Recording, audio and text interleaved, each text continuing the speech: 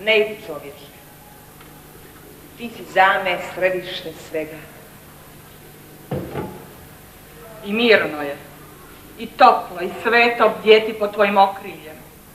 Osjećam te i zrela je ljubav moja. Vjerujem u tebe, vječni Michelangelo Buonarroti. Vjerujem u tebe, vječni. Vjerujem u legendu naše ljubavi. Beatrice Lao, ti vjeruješ u mene? Vjerujem.